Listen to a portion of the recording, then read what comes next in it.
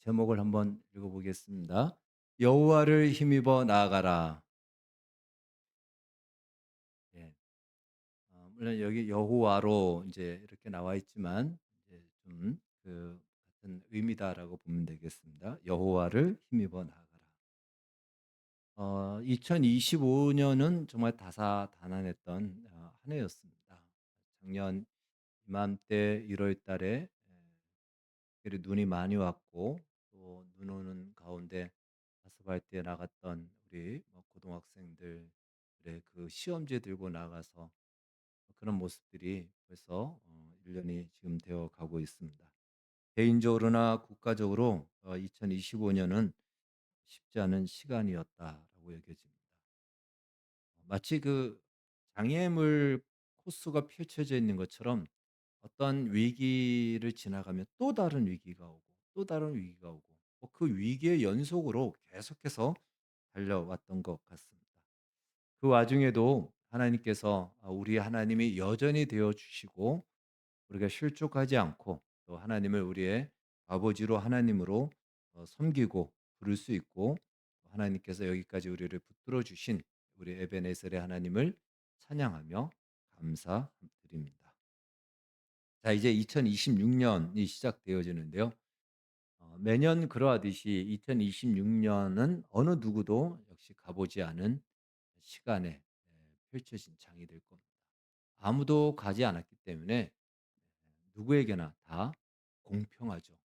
똑같은 이제 시작의 선상에 우리 모두가 섰습니다. 그래서 가보지 않은 길을 가는 것에는 두 가지의 마음이 있죠. 항상 기대가 있죠. 뭔가 기대가 있고 또 하나는 두려움이 있습니다. 올해 너무 힘들었기 때문에 '내년에는 좀 좋아지리라.'라는 기대가 있고 '올해보다 더 힘들고 어려워지면 어떻게 되나.' 하는 두려움, 이 두 가지 다 공존한다라는 것입니다. 그 가운데 우리가 2026 년을 어떻게 이제 시작해야 될지 오늘 말씀을 통해서 2026 년을 향하여 말씀을 가지고 그 말씀 위에서 우리의 발걸음, 여러분의 발걸음을 내딛기를 바라겠습니다. 오늘 우리가 읽은 본문은요, 다윗의 이야기입니다. 우리가 잘 알고 있는 다윗의 이야기인데 다윗에 대한 기본적인 이력은 우리가 알고 있죠. 다윗은 이제 골리앗을 죽인 후에 이스라엘의 영웅이 되었습니다. 뿐만 아니라 당시에 이스라엘의 왕이었던 사울 왕의 사이가 되었습니다. 그래서 정말 다윗에 대해서 많은 사람들이 칭찬을 하고 뛰어난 역량을 가지고 있었죠. 근데 다윗이 그렇게 유명해지니까 그것을 시기하는 마음이 이 사울이 안에 생겼던 겁니다.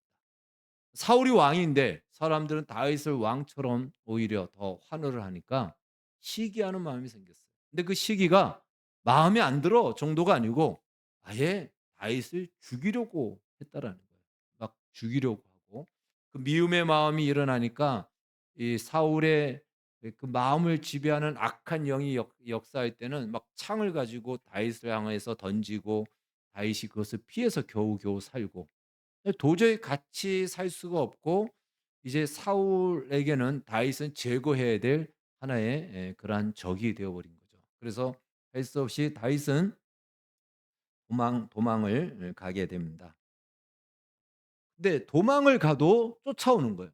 그래서 끈질긴 추격으로 인해서 도저히 이스라엘이라는 나라 안에서는 살아갈 수가 없어서 이스라엘을 벗어난 국경을 벗어나서 다른 이방 나라에까지 두 번이나 도망을 가게 됩니다.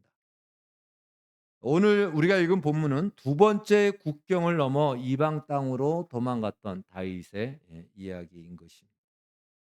다윗이 이 도망자로 살 때 다윗에게 사람들이 몰려왔는데 다윗과 비슷한 처지에 있는 사람들이 이 다윗에게 찾아왔죠. 400 명의 사람들이 찾아왔는데 이제 다윗이 도망자로 한 십수년을 살게 됩니다. 그 10년 넘게 도망자로 살면서 그 400 명이 600 명으로 늘어나게 됩니다. 성경은 이렇게 이야기합니다. 그들의 실체에 대해서 같이 읽겠습니다. 시작. 그러므로 다윗이 그곳을 떠나 아둘람 굴로 도망하며 그의 형제와 아버지의 온 집이 듣고 그리로 내려가서 그에게 이르렀고 환난당한 모든 자와 빚진 모든 자와 마음이 원통한 자가 다 그에게로 모였고 그는 그들의 우두머리가 되었는데 그와 함께한 자가 400명 가량 되었더라. 아멘. 한마디로 다윗처럼 도망자 같은 사람들, 사회에서 실패하고 아웃사이더에 밀린 사람들, 희망이 보이지 않는 사람들이 갈 곳이 없어서 다윗이 있는 그곳을 찾아가게 된 것입니다. 그래서 공동체를 이루었고 결국 600명까지 늘어나는 정말 대가족, 한 부족이라고 말할 수 있을 만큼 많이 커졌죠. 다윗이 혼자 살기 위해서는 그냥 이렇게 저렇게 살 수 있지만 600 명이라는, 그리고 그 가족들까지 하면은 어마어마하게 많죠. 몇천 명이나 되는 사람들을 데리고 살아야 되니까 그냥 살 수는 없는 거예요.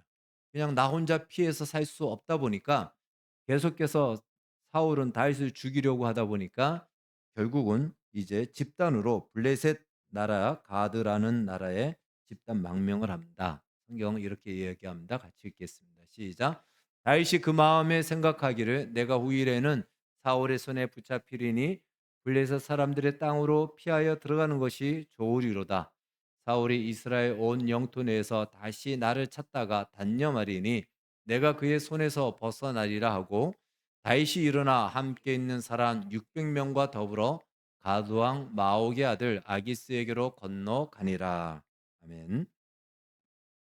블레셋 왕은 망명해 온 다윗에게 음, 국경을 지키라는, 그리고 지방의 한 성주 역할을 맡기게 됩니다. 그래서 다윗은 자기가 같이 온 사람들과 함께 한 지방의 가드라는 나라의 한 지방의 성주가 되어서 이제 블레셋 왕의 신하가 된 것입니다. 하루는 이 블레셋 왕 가드 왕이 이스라엘과 전쟁을 하게 되었습니다. 그래서 지방에 있던 모든 성주들을 군인들을 데리고 다 모여라. 그래서 우리가 전쟁에 나가서 이스라엘과 싸우자라고 합니다. 다윗과 함께 600명을 데리고 이 전쟁에 참전하고자 모인 겁니다. 그런데 다윗의 신하 중에는 이 다윗이 이스라엘 사람이라는 것이 못마땅했던 사람이 있었던 거죠. 그래서 이야기합니다. 왕에게 왕이여, 저 다윗이 그동안은 충성스럽지만 이스라엘과 만약에 싸우다가 혹시라도 자기 동족 이스라엘 편을 들어서 후방에서 우리를 치면은 우리는 치명적인 피해를 입습니다. 그러니 이번 전쟁에서 저 다윗은 빼주십시오라고 하는 거예요. 뭐 당연히 그럴 수밖에 없겠죠. 그래서 왕이 얘기를 하죠. 다윗에게 너의 충성됨은 내가 알지만 신하들이 장수들이 함께 싸우는 것을 우려하니 너는 돌아가라라고 얘기를 합니다. 다윗은 겉으로는 좋다라고 할 수 없겠죠. 예. 겉으로는 막 따져요. "내가 왜 못 싸우냐? 나도 이 전쟁에 싸우고 싶자."라고 막 얘기하지만 아기스가 이 아기스 가드 왕이 돌아가라고 합니다. 다윗은 아마 속으로는 정말 '다행이다.' 했을 겁니다. 자기의 동족 이스라엘과 싸운다는 것은 이건 있을 수 없는 일이죠. 만약에 다윗이 여기서 싸웠다면 나중에 다윗은 이스라엘 왕이 못 됩니다. 그런데 하나님의 놀라운 은혜로 이제 이 전쟁을 피하고 다시 돌아오게 됩니다. 그래서 돌아오고 보니까 다윗의 그 사람들이 살던 곳이 시글락이라는 도시인데 3일 만에 이제 돌아오게 됩니다. 돌아와서 보니까 이게 웬일인지 그 자신들이 살던 그 거처지가 완전히 다 성읍이 불타고 엉망진창이 되어 버린 거예요. 알고 보니 아말렉이라는 이 족속들이 이 군인들이 없는, 그러니까 남자들이 없고 싸울 만한 사람이 없는, 바로 항상 아말렉은 그렇게 약한 곳만 치는 아주 야비한 족속들입니다. 이스라엘 백성들이 출애굽했을 때도 그 후방에서 이렇게 따라잡지 못하는 약한 사람들을 향하여서 공격했던 사람들이 아말렉입니다. 그래서 하나님은 "아말렉과 대대로 싸우겠다."라고 했던 것이죠. 그리고 우리가 잘 알고 있는 에스더서에 나오는 하만이 바로 아말렉 자손의 후손이 되는 것입니다. 자, 이들이 와서 완전히 다 약탈을 하고 성읍을 불태우고 그리고는 사람들을 다 데리고 포로로 끌고 간 겁니다. 얼마나 황당한 일이 일어났겠습니까? 오늘 그 모습을 본 600 명의 사람들의 반응 얼마나 황당하고 충격을 받았을까요? 오늘 2절 4 절에서 그 말씀을 하고 있죠.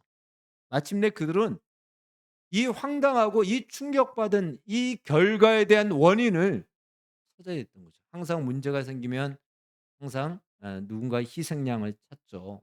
그러듯이 이 사람들이 "이건 다 다윗 때문이야."라고 누군가가 이야기를 합니다. 다윗을 따라 이곳에 오는 것이 아니었는데 따라왔어. 다윗을 따라 전쟁에 나가는 것이 아니었는데 전쟁에 나갔다 오다 보니까 이렇게 된 거야. "이게 다 다윗 때문이야."라고 누군가가 이야기하자 "그래 맞아." 하고는 사람들이 돌변하기 시작합니다. 그러면 돌을 들고 다윗을 향하여 돌을 치려고 다윗에게 가까이 나오는 것입니다. 다윗도 엄청난 충격을 받았죠. 오늘 성경에 보니까 다윗도 자기 아내도 지금 포로로 끌려간 것으로 5 절에서 말씀하고 있습니다. 그러나 다윗은 자기 가족을 잃어버린 것을 생각할 틈도 없죠. 지금 이 같이 있는 사람들이 지금 그 완전히 이성을 잃어버린 거죠. 완전히 광기의 눈빛으로 다윗을 죽이려고 지금 달려오고 다윗에게 다가오고 있는 것입니다. 6절 말씀해 보니까 그러한 상황을 보고 다윗이 크게 다급하였다라고 성경은 묘사합니다. 이것이 이제 옛날 개역 한글판에는 군급하였다라고 이렇게 표현되어 있어요. 그게 조금 더 맞는 표현입니다. 군급하다라는 것은요. 이것은 마치 사방의 길이 꽉 막혀서 어디로도 빠져나갈 수 없을 만큼의 꽉 막힌 상태. 이건 뭐 어떻게 방법도 보이지 않고 길도 보이지 않고 할 수도 없는 그 상태. 그냥 사방에서 나를 조여오듯이 조여와서 그냥 압사당할 수밖에 없는 그 상황. 이것이 그 단어의 원 뜻입니다. 지금 그 상황 속에 막막함에 부딪히게 됩니다. 순간적으로 다윗은 어떤 생각을 했을까요? 지금 이 상황을 한번 생각해 보십시오. 어 그동안 그래도 살겠다고 자기 고국을 떠나서 이방인 땅에 와서 이방 왕의 신하가 되어서 날마다 거짓말을 했어요. 그 왕에게 "우리가 이스라엘의 어느 부족을 쳤다. 어느 부족을 쳤다."라고 하는 거예요. 그러니까 그 왕은 '야 이 이스라엘 사람이 자기 동족을 치고 살기 위해서 이렇게 참 하지 못할 일을 하네. 나에게 충성되다.'라고 했지만 사실 다윗은 이스라엘을 치지 않고 다른 족속을 쳤거든요. 그러면서도 이 이방 왕한테 잘 보여야 되기 때문에 날마다 거짓말로 보고 그런 거예요. 그러니까 충성되게 봤던 겁니다. 그렇게까지 하면서까지 살아왔고 그렇게 600 명의 그 사람들의 가족들을 데리고 그동안 연명해 왔던 것입니다. 그렇게 해서 한 해 두 해 여기까지 왔는데 그리고 다른 사람들로부터 핀잔을 받고 다른 장수들로부터 의심을 받아 견뎌 왔는데 이제 그 모든 것들이 여기서 끝나는 것이죠. 지금 누구에게 의해서 이 사람들에 의해서 지금 죽기 직전에 일보 직전에 있는 것입니다. 길이 보이지 않습니다. 답이 없습니다. 해명할 수도 없고 이것은 해명도 통하지 않습니다. 지난날의 많은 일들이 지금 주마등처럼 아마 지나가면서 '어떻게 해야 될까?' 아마 이런 마음을 가졌을 것입니다. 그러나 여기까지가 다였던 거죠. 더 이상 갈 수가 없었던 것입니다.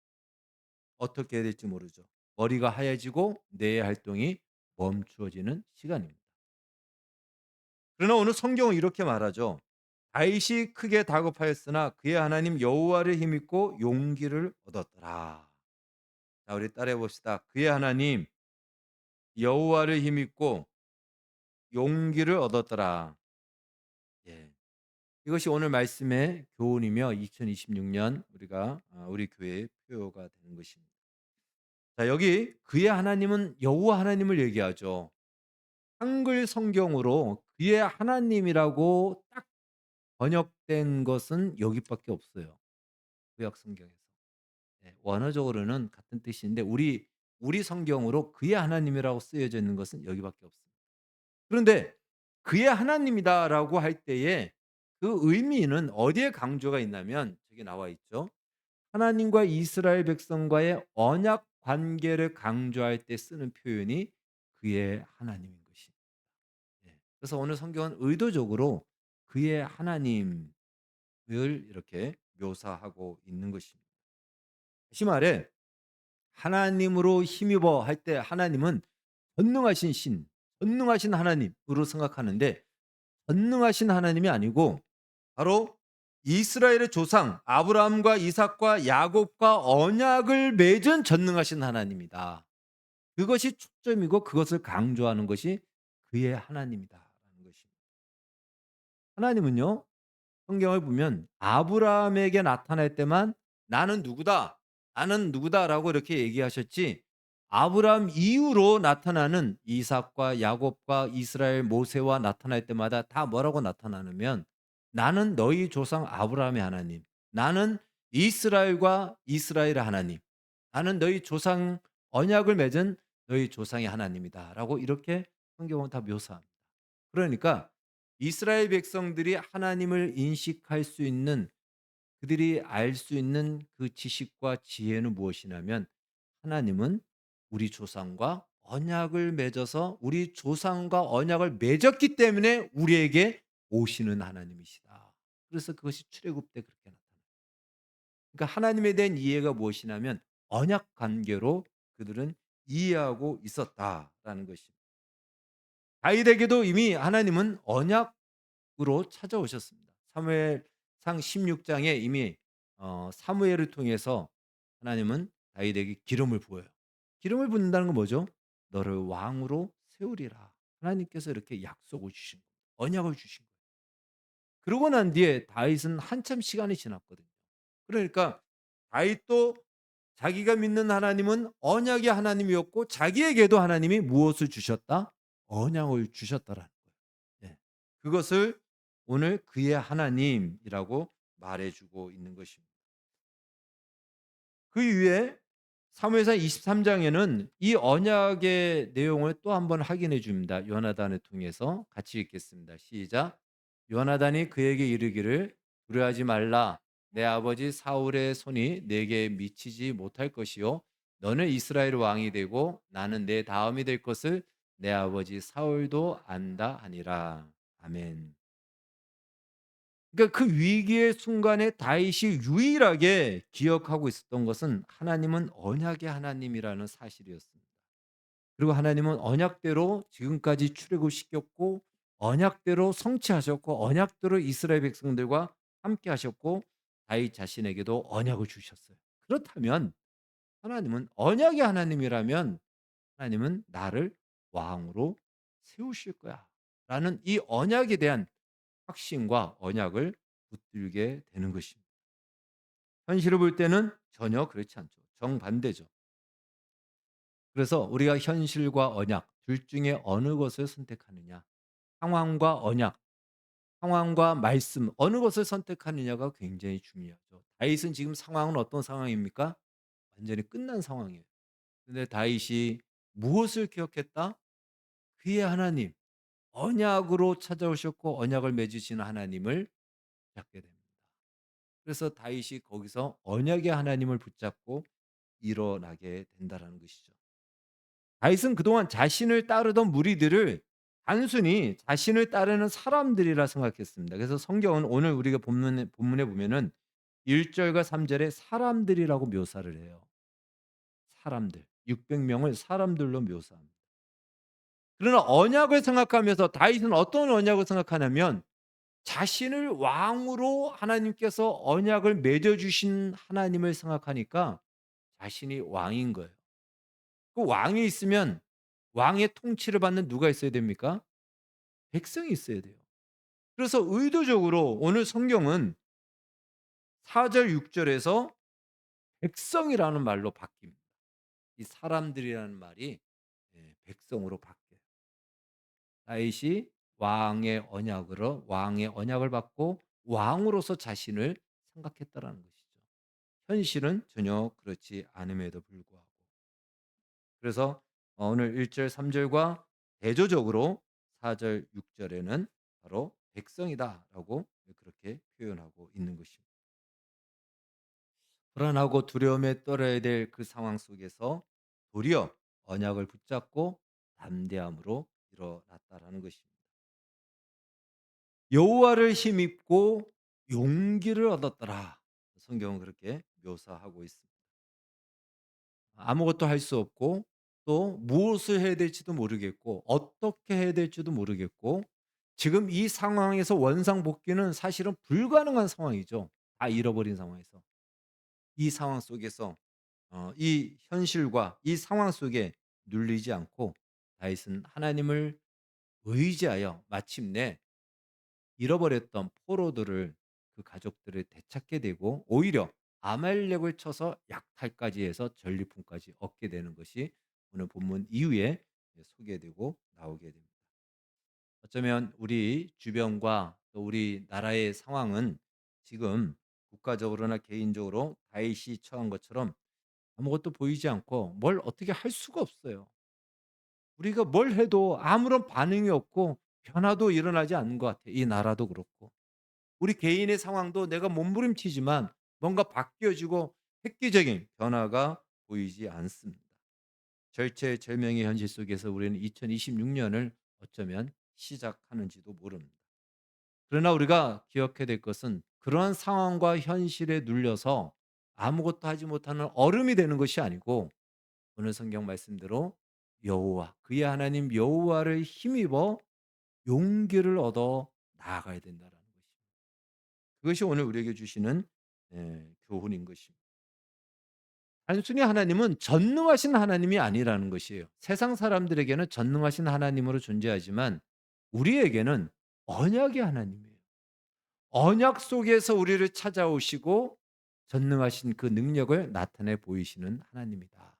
그것이 바로 오늘 우리에게 주시는 교훈인 것입니다. 여러분 세상 역사를 볼 때 얼마나 스펙타클합니까? 대단하잖아요. 화려하고. 그러나 사실은 이 세상의 스펙타클한 역사는요. 진짜 역사를 위해서 쓰여지는 들러리일 뿐이고 배경 무대일 뿐입니다. 진짜 역사는 무엇이죠? 바로 언약을 주시고 언약을 성취해 가시는 언약 백성의 역사가 진짜 이야기입니다.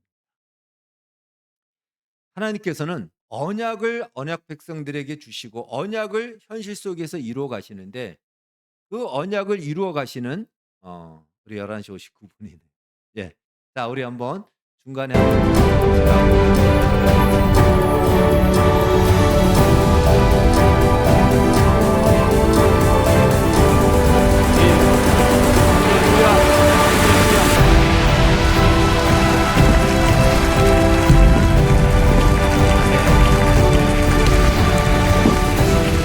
말씀도 딱 이제 마지막 2026년을 향한 말씀이 마무리가 될 것 같습니다. 바로 그렇습니다. 이 세상 역사가 화려하지만 이 화려한 역사가 주인공이 아니고 무엇이 주인공이다? 하나님과 언약 백성의 역사가 주인공입니다. 그걸 위해서 세상의 역사를 하나님은 등장시킬 뿐이라는 거예요.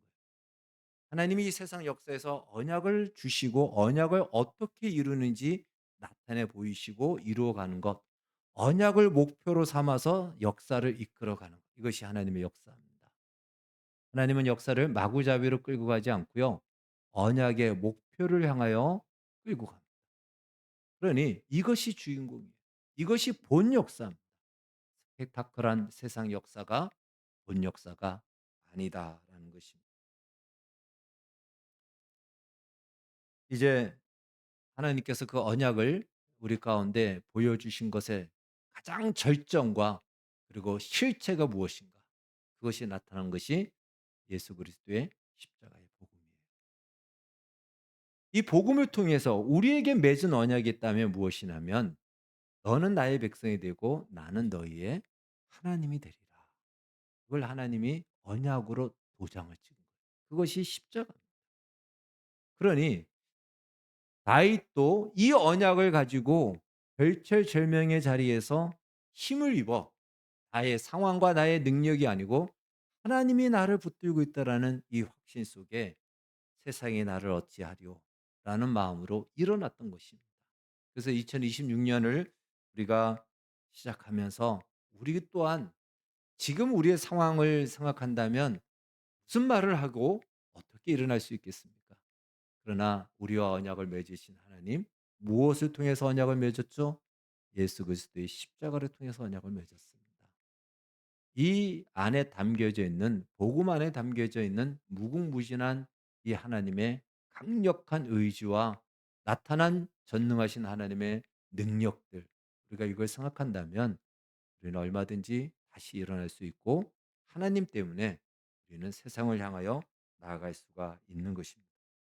당장 나의 현실은 언약과는 정반대의 상황이라도 보이는 상황에 따라 살아가는 것이 아니고, 하나님의 언약을 기억하고 하나님의 말씀대로 발을 내딛고 손을 내딛는 것입니다. 물론 쉽지 않죠. 상황이 바뀌지 않고 현실이 바뀌지 않는데 어떻게 계속 그렇게 나갈 수 있겠습니까? 그렇기 때문에 무엇을 해야 된다? 기도를 하는 것이고, 그리고 하나님 말씀을 붙드는 것이고, 서로가 격려하는 것이고, 서로가 중보하면서 포기하지 않고 계속 나아갈 수 있도록 붙잡아주고 밀어주고 격려해 주는 것이 필요한 것입니다. 그것이 아무것도 보이지 않는 2026년, 어쩌면 우리의 상황이 획기적으로 바뀌지 않는 이 상황 속에서 우리가 나아갈 수 있는 가장 강력한 힘이 되는 것입니다. 어떤 상황과 현실이 펼쳐질지라도 그의 하나님 여호와를 힘입어 용기를 얻어 세상을 향하여 나아가는, 그래서 우리가 붙든 언약대로 역사하시는 하나님을 세상 속에서 만나고 경험하는 2026년이 되어지기를 주의 이름으로 축원합니다. 이 시간에 한번 기도하겠습니다. 이제 2026년 한 해를 바라보면서 하나님, 우리에게 용기를 주시고 하나님 의지하여 다시 손을 내밀고 다시 발을 내딛기를 원합니다. 그리고 우리가 소원했던 기도의 제목 바라보면서 우리와 우리의 가정과 우리 교회 가운데 하나님의 역사를 우리 모두가 인정하고 공감하고 목도하는 은혜의 역사가 있게 하여 주시옵소서. 이 시간 우리 가정을 위해서 각자의 가정과 기도의 제목을 놓고 같이 기도하겠습니다. 할렐루야. 하나님 아버지 감사합니다. 2026년을 우리에게 시작하게 하심을 감사합니다. 한 해를 시작하며 기도하게 하심을 감사합니다. 오늘 말씀대로 그의 하나님 여호와 우리 하나님을 힘입어 용기를 얻고 세상을 향하여 나아가기를 원합니다. 참으로 우리와 언약을 맺으시고 언약을 목표로 언약을 이루시는 것을 완성하는 것을 목표로 이 세상 역사를 이루시고 펼쳐가시는 우리 하나님 언약으로 우리를 찾아오시고 우리에게 힘 주시는 하나님을 의지하여 2026년 소원하며 나아갑니다. 어렵고 막막하고 답이 보이지 않은 하나님의 2026년이라 할지라도 우리 각자가 이 시간도 하나님 앞에 소원하며 기대하는 바 그 소망의 기도를 가지고 나아가오니 그래서 역사하여 주셔서 그 세상의 현장에서 살아계신 하나님을 마주치게 해주시고 목도하게 해주시고 그래서 주 앞에 영광을 돌리는 2026년이 되게 하여 주시옵소서. 하나님이여, 상황 때문에 참으로 우리는 좌절하고 절망할 때가 얼마나 많이 있는지요. 바뀌지 않는 우리 현실 때문에 우리는 얼마나 하나님이여 스스로 또한 무너지는지를 모릅니다. 그러하기 때문에 주의 은혜가 필요합니다.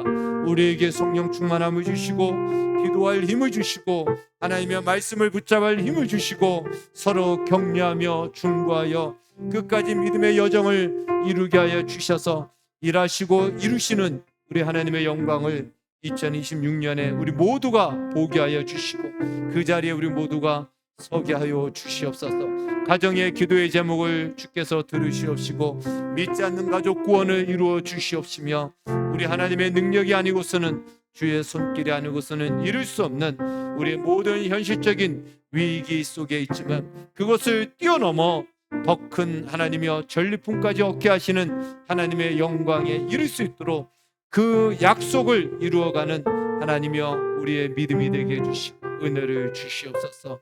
우리 모든 성도들 안에 2026년 이 소망과 믿음으로 서게 하여 주시옵소서. 하나님 아버지, 2026년을 시작하며 그의 하나님 여호와로 힘입어 나아가라는 표어를 가지고 오늘 말씀을 살펴봤습니다. 하나님, 무엇보다도 우리가 하나님을 신뢰할 수 있는 것은 하나님은 신실하셔서 그 언약을 결코 어길 수 없고 어기지 않으시며 그 언약대로 성실하게 그 약속을 이루어 가시는 하나님이기 때문에 우리의 상황과 현실이 어떠할지라도 하나님으로 말미암아 우리의 발을 내딛게 하여 주시고 하나님의 말씀대로 믿음의 말을 하게 해주시고 믿음의 손을 내밀어 우리 하나님께서 우리의 인생 속에서 이 세상 역사 속에서 어떻게 그 언약을 이루시는지 우리로 먼저 보게 하여 주시고 세상이 보게 하여 주시옵소서.